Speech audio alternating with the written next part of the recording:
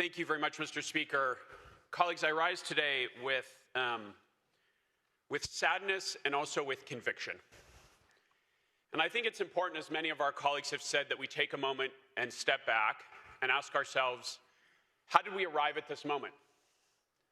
And I see it, as I often do, through my lens as a parent, as a father of young kids.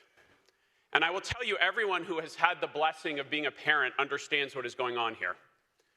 Start playing a card game with my 5-year-old. He feels like it isn't going his way. He feels like he might lose. And so he starts to change the rules. And that's what we have. That is transparently what is happening with this president. He understands that his policies are not popular. He understands that people do not want him to continue to be able to be unchecked in Washington.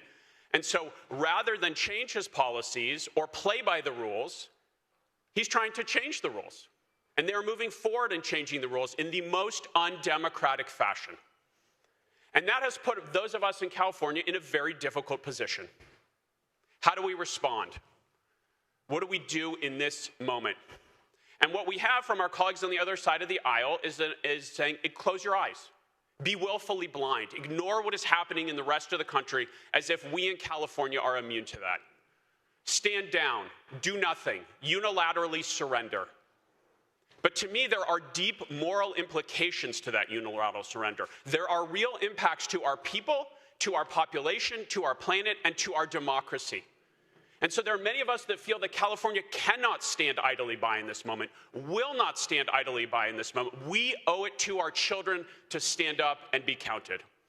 And so what do we do when we have these two arguments? Those who say California should do nothing, and those who say California should stand up and fight back. We do what is fundamentally the most democratic thing that we can do. We ask the people of the state of California to weigh in on that. Our colleagues have sat here and lectured us about what the people want.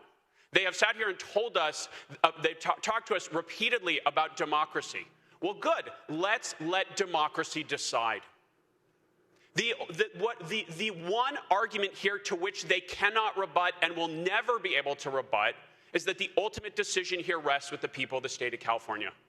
Donald Trump will not decide this. Gavin Newsom will not decide this. Congress will not decide this. This legislature will not decide this. The people of the state of California will get to decide what they want to do at this pivotal moment in history. And that, to me, is what makes this the right approach. So we heard from our colleague from Westminster. He said, listen to the people. I agree.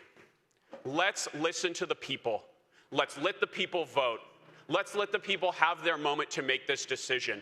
They have the wisdom, they have the judgment, and I am confident that they will want to stand up and fight back to protect our democracy. And with that, and in the spirit of giving our citizens and our voters the opportunity to make this consequential decision, respectfully request an aye vote on ACA 8.